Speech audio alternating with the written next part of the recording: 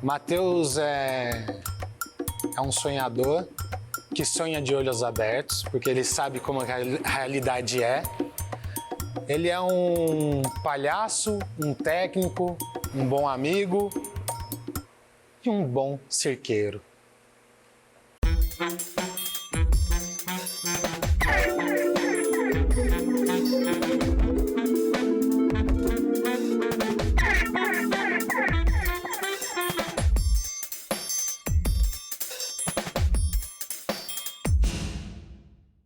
Como eu cheguei ao circo? Não, o circo chegou a mim... Na verdade, eu sempre quis viver de arte, assim. Desde que criança eu mexo com coisas artísticas, né? Meu pai sempre incentivou a gente à música, à pintura. E, na verdade, meu sonho era ser músico. E aí eu fiz escola de música, curso de violão, de bateria, de trompete, mas não veio essa aptidão. E aí com 13 anos, 14 anos, o circo chegou até a mim através de uma foto. Meu pai andava de monociclo, por hobby. E aí eu vi aquilo e falei, quero fazer um, vamos fazer um, vamos fazer um. E ficava enchendo o saco dele. Até um dia que eu peguei, comprei umas peças, tentei pensar. Um tio meu ajudou a fazer, meu tio que era torneiro mecânico, e eu fiz o monociclo. Aí fui picado pelo bichinho ali e queria, mas não tinha informação também. Não tinha informação para começar. E aí, um dia assistindo um programa da Eliana na TV, eu vi um malabarista ensinando a fazer malabarismo. E eu fiquei vidrado naquele, ele ensinando com os lenços. E eu falei, eu acho que é possível. Peguei uns lenços de assoar nariz do meu pai e comecei a tentar até que consegui um movimento. Aí já era. Aprendi a fazer o malabares, mas não conhecia ninguém que fizesse circo. Era eu e meu primo brincando na rua, lá em Osasco, brincando e descobrindo. Um belo dia, um amigo nosso, que já não morava mais na rua, foi visitar a gente e perguntou, como que vocês aprenderam isso? Sim, contei a história, até, né? Pelo malabares aprendi na TV, o monociclo meu pai andava. Falei, meu cunhado faz isso. Falei, ele joga? Joga, ele também fabrica. Quem é? É o Júnior, ele é casado com a Paula. Aí liguei pra ele e falei, Paula, lembra de mim, o Matheus, porque ela me conhecia pequenininho, criancinha. E aí eu fui, comecei, liguei com eles se encontravam no Ibirapuera para treinar malabares. E aí eu falei, vou aí domingo que vem treinar com vocês.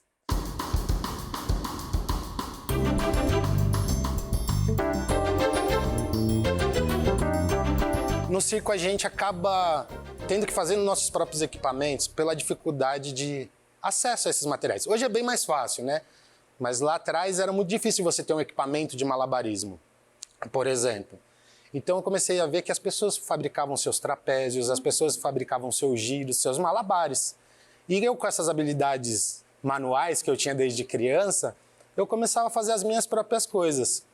E eu sempre gostei muito de estruturas, de som, de luz, de montagem. E aí eu comecei a ver que as pessoas faziam essas próprias montagens, não tinha uma pessoa específica daquilo. O artista fazia a sua montagem do tecido, do trapézio, ou o palhaço estava lá montando a lona para se apresentar. Eu falei, se eu faço isso, eu tenho que saber fazer também. E comecei a ir atrás e pesquisar e conhecer pessoas. E me enfiava no meio, me oferecia. Posso ir lá ajudar a montar a sua lona? Posso ajudar você a fazer isso? E vi que era uma necessidade mesmo.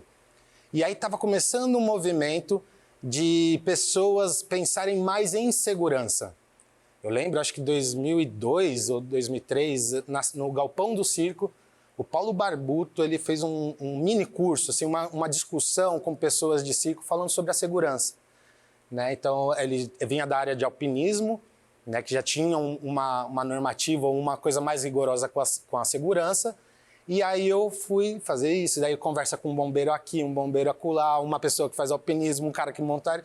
E foi começando a chegar esses materiais a gente, e sempre discutindo e trocando. Né? A gente aprendeu muito, como não existe um curso, hoje existem as normativas, né? Tipo a NR35, por exemplo, que ela fala como você trabalhar em altura. Mas não tinha, nem isso tinha.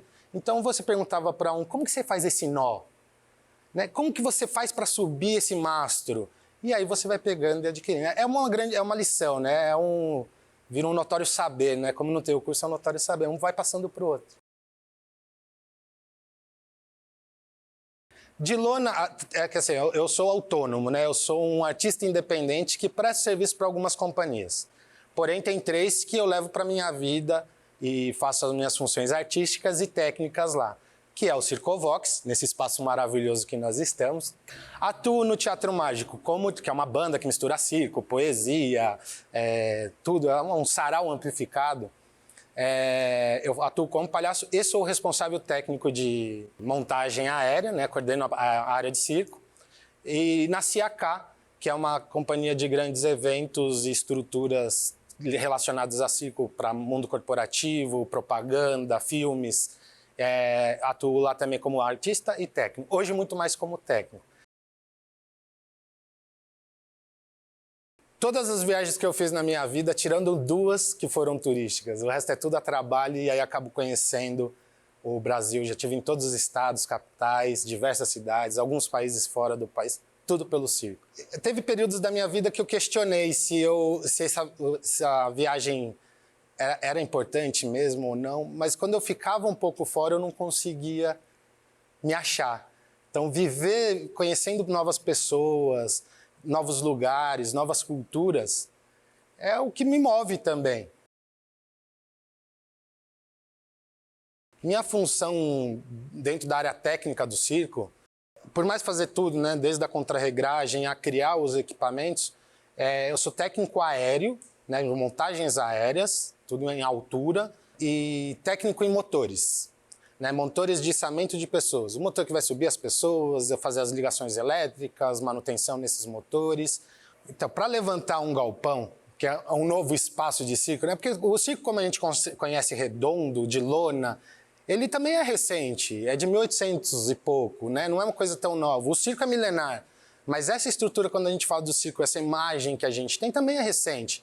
E com a dificuldade de espaços em São Paulo, por exemplo, que é o lugar onde a gente está, que não existe mais lugar para você ter uma lona, montar uma lona, se cria a necessidade de criar novos espaços, como um galpão. As técnicas que eu junto, né, desde a minha infância, uma delas é a profissão de pedreiro. Porque minha família, do lado do meu pai, é toda de pedreiro. Meu pai era pintor de telão de cinema. Ele pintava os outdoors do cinema do interior do Paraná. Só que quando ele vem para São Paulo não existe mais essa profissão. E como meus tios já eram pedreiros e 2 deles estavam aqui em São Paulo, meu pai começou a trabalhar também na construção civil. Então, desde criança, meu pai ensinava a pintar, incentivava a música, mas também eu estava com ele na obra, ajudando a virar massa, separando material. Com 8 anos eu ganhei da minha madrinha, a Fátima, e o meu pai, e minha mãe, uma caixa de ferramentas de verdade. Então eu sempre tive no meio da obra e da arte. Então essas habilidades vêm desde criança. Então de pintar, construir, então levantar o galpão é uma somatória de muitas coisas, a junção do circo com essa coisa do meu pai.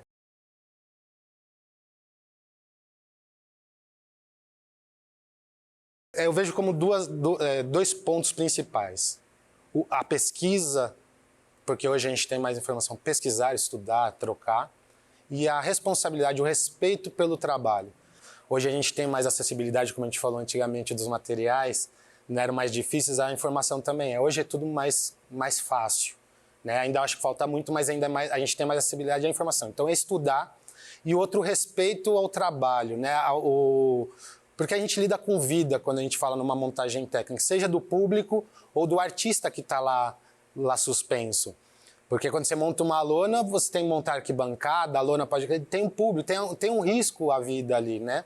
A gente faz o tricheck, né? Eu faço, outro vê, outro revê, ou vejo de novo, para ver que esteja tudo certo. Então esse respeito é muito importante, que a gente lida com vida.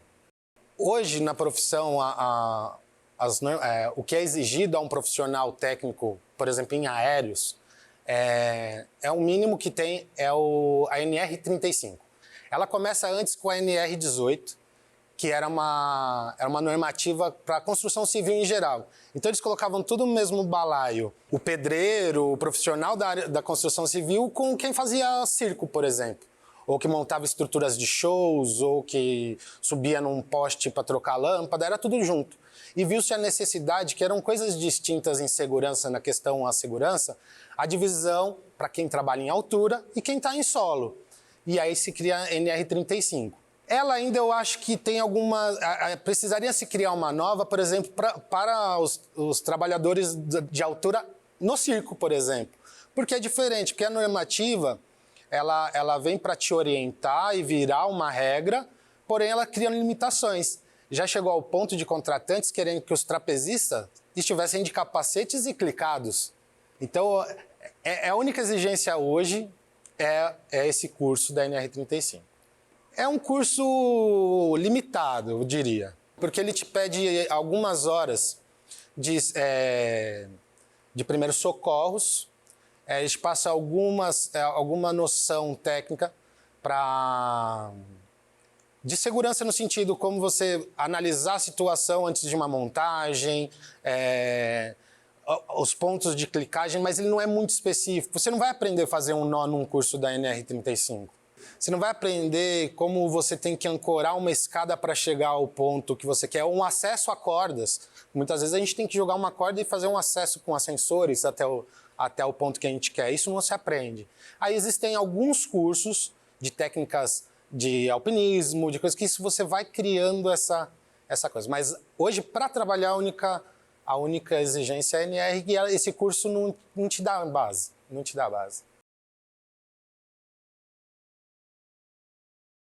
Eu sou um cara gordo, né? A minha vida toda foi, mas um grande diferencial meu é ser gordo e ágil, né? Desde dar um mortal numa cama elástica, se pendurar fazendo as montagens. Então eu sempre tive um respeito muito grande em saber que eu não conseguiria, talvez, se eu escorregasse, me segurar. Então por isso eu sempre muito exigente a questão de segurança ao usar o cinto, aos EPIs todos em ordem, porque eu sei que se acontecer um acidente comigo quando eu estiver em cima, eu não posso depender só do meu braço. Então, se isso acontece comigo, imagina num terceiro. Eu não queria jamais levar a responsabilidade para mim de ter colocado a vida de alguém, não digo nem de um acidente mais grave, mas só de pensar em colocar a vida do outro em risco, isso para mim já é algo bem assustador. Então, eu tenho muito respeito em querer cuidar da vida do outro. Então, é uma responsabilidade muito grande que eu levo como se fosse a minha, da minha mãe, do meu irmão, dos meus sobrinhos, de um amigo. Ali eu tenho cuidado. Por isso que eu trabalho muito com pessoas há muito tempo, né? As pessoas que eu trabalho, mesmo fora das companhias, eu trabalho há muitos anos, porque sabe do respeito que a gente vai ter ali pela vida da pessoa. É um anjo da guarda. O meu processo dentro de uma montagem, ele começa bem no começo mesmo. Porque assim, a apresentação é a ponta, né? E existe muita coisa aqui, aliás, ele é o meio, porque ele existe muita coisa antes e muita coisa depois dessa. Como eu atuo também como artista e como técnico, eu sou praticamente o primeiro a chegar e o último a sair. Quando você chega para montar uma lona, por exemplo, você tem que preparar todo o terreno, né? Fazer a limpeza dele, talvez o nivelamento desse circo, para começar a chegar a carga das carretas, aí coordenar a carga saindo da carreta para você subir os mastros, a lona. Se for num show, eu vou ter que fazer a carga lá no galpão com os equipamentos do show, que daí vai do galpão, vai até o local do show, e aí o processo de organização desse material até a montagem. Fez a montagem, a apresentação, você vai ter a desmontagem. E aí vai ter todo esse trâmite para voltar as coisas para o lugar e tal. Então o processo é do começo ao fim. Não importa se é num palco, num teatro, na lona, o processo é basicamente o mesmo. A apresentação, ela só é o ponto. Por isso a importância desses protagonistas anônimos. De você, seja no teatro, no circo, no cinema, qualquer lugar, você tem muita gente envolvida. Para fazer isso aqui que a gente está fazendo, olha quanta pessoa envolvida atrás da câmera, atrás do áudio, na produção.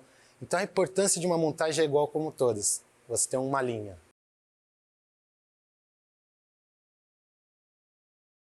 Eu posso citar dois, mas eu vou começar na ordem cronológica então.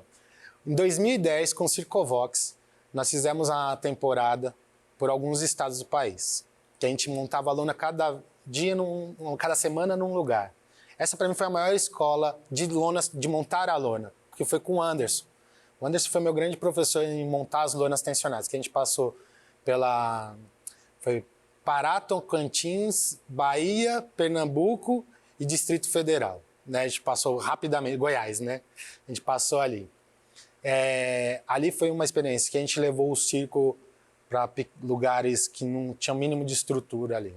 E o outro trabalho foi com a Ciacá, que era grandiosa, era uma coisa assim, tá maluca, que era você colocar 3 guindastes a 40, 50 metros de altura, numa distância de 40 metros de um para o outro, passando cabos e cordas, foram quilômetros de cabos e cordas, onde um programa de Israel veio fazer a final desse programa de aventura aqui no Brasil.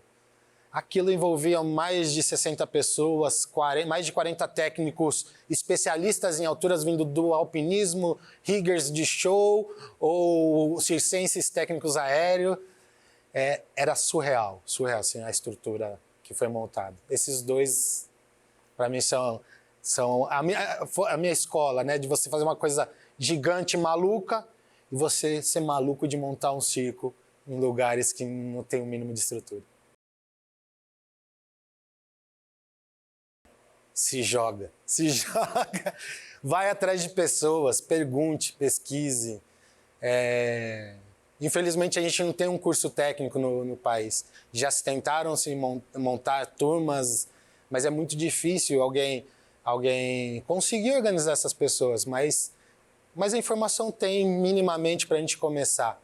Eu sou um cara que estou disposto, você que quer aprender pode me mandar uma mensagem, com o maior prazer eu passo o que eu sei. Tem diversas pessoas dentro da minha história. Kiko Caldas, da Ciacá, ele faz maluquices com o que ele aprendeu do circo e eleva num ponto surreal.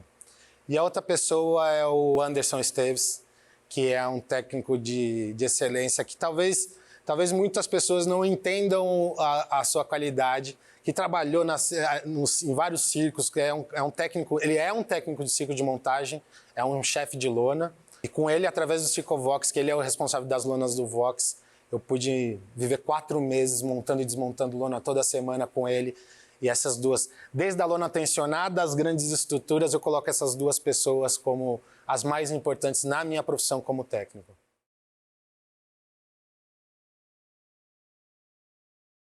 Eu acredito que o que não se aprende é como lidar com as pessoas desde do começo ao fim do processo. Ou o cliente, o público, ou as pessoas que vão te ajudar essa montagem. A força de trabalho auxiliar, desde da faxina, um montador, um carregador. O lidar com o ser humano, isso não se aprende em curso nenhum, isso é a vivência da vida. O mesmo profissional do circo existe o circense e o cirqueiro. O circense não é mais e menos, tá? Não é isso que eu quero dizer, mas o circense é aquela pessoa que faz a sua função da melhor forma possível, o mais profissional possível e faz.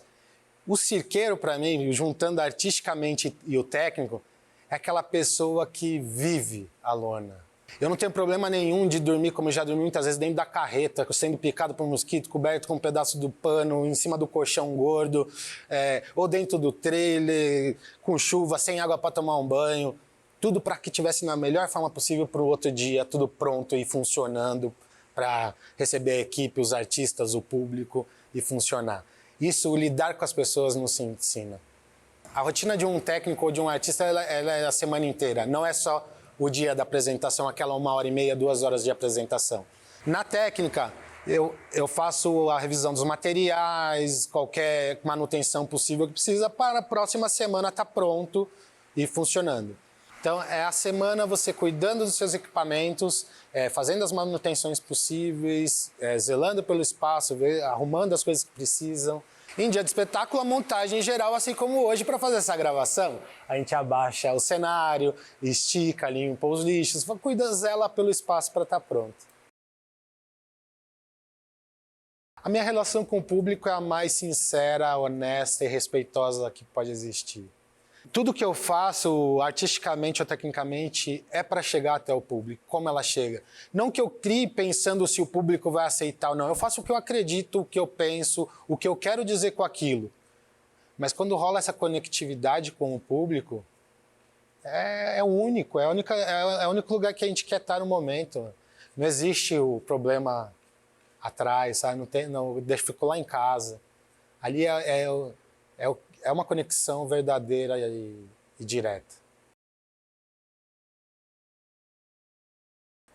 Eu gostaria, o futuro da profissão, que tivessem muito mais pessoas estudando e pesquisando e entrando no meio.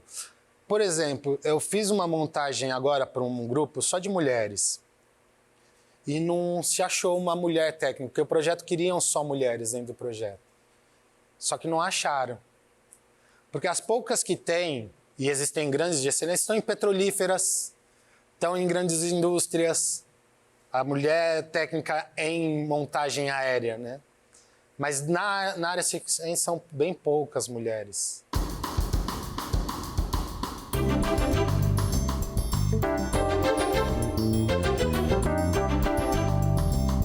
Minha família não é de circo, eu tenho a honra de ser a primeira geração. Mas eu me encontrei... É uma grande família. O circo, eu sempre eu faço essa analogia ao futebol. Você pode ser o melhor jogador do mundo, mas não necessariamente você vai conhecer o Pelé, o Messi ou o Neymar. No circo a gente vai conhecer o Messi ou o Pelé do circo, que é uma grande família. Se a gente chegar aqui, chegar um grupo estrangeiro e vir assistir a gente, como já aconteceu, pessoas do Circo do Soleil vêm assistir o Vox, eles vão vir e a gente vai assistir o Soleil, ou vai assistir o circo do Biriba, ou do Tubinho. É uma grande família em qualquer lugar do mundo. Você fala, eu sou de circo, eu trabalho com circo, você conhece todo mundo, você é bem recebido, chama para ir lá comer, para conhecer o espaço. Aqui eu encontro minha segunda família. Eu estou no circo. Minha vida vive do circo. Quando eu não tenho nada, quando eu quero alguma coisa, se eu quero descansar, eu venho pro galpão e durmo naquele trailer. Só para esparecer. É isso, quando eu preciso do meu tempo, eu estou no circo.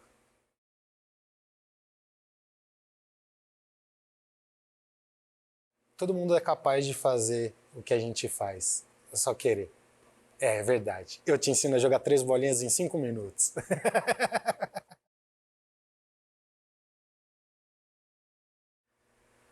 Como eu disse, tudo que eu tenho é graças ao circo. Desde bens a materiais, a família de circo, né? As pessoas, os amigos. Eu sou um cara de Osasco, um gordinho que jogava malabares na rua, que os amigos olhavam e falavam, nossa, o que você faz? E aí depois você vai para a Alemanha, por causa do circo, você vai para Suíça, você vai para Portugal, você vai para Argentina, para o Chile, roda o Brasil inteiro, tudo pelo circo. Então tudo que eu tenho é graças ao circo. E o que eu não tenho são os finais de semana e feriados.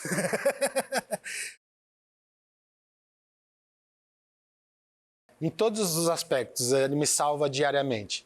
Literalmente salvar. Uma vez eu estava indo me apresentar no Rio de Janeiro, na escola Crescer e Viver. Ia ter um evento e ia ser um mestre de cerimônias. Uma mostra competitiva de malabarismo. E o circo fica bem no centro ali do Rio de Janeiro, e o carro entrava por aqui, só que eu tinha que parar num outro estacionamento. Só que tinha que dar uma volta. E eu entrei numa rua errada.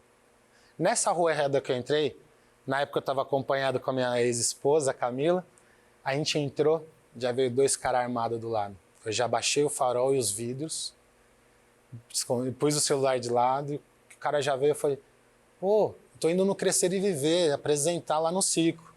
Pô, lá no circo? Mano, mas você não pode estar aqui não sei o que e tal, dá a volta. Demos a volta, vá lá, boa sorte, boa apresentação. E foram seguindo a gente até a saída e explicaram ainda como a gente chegava lá. Então o circo salva a vida. É o lugar onde eu me encontrei, é o lugar onde eu fiz meus amigos, minha segunda família, e tudo que eu tenho na minha vida, para além dos bens materiais, valores e tudo, eu devo ao circo. Nossa vida é muito... vida do ser humano, né? Ela é muito complexa, mas ela é muito simples, a gente deixa ela complexa. A gente tem um momento de muitas dores de cabeça, onde que a gente tem funções que a gente não ama fazer, diferente da minha, eu digo, mas a pessoa que fica o dia inteiro no computador odiando aquilo que faz, mas chega num status que não consegue abrir mão, e a gente leva aquele pouquinho de esperança, de tirar um sorriso, aquele momento de desabafar a alma, desopilar o que tem atribulado. O circo tem esse lugar de levar a gente, ao nosso eu, ao encontro, ao autoconhecimento. Isso para o público ou para o artista. Essa é a magia, a gente se encontrar na gente mesmo.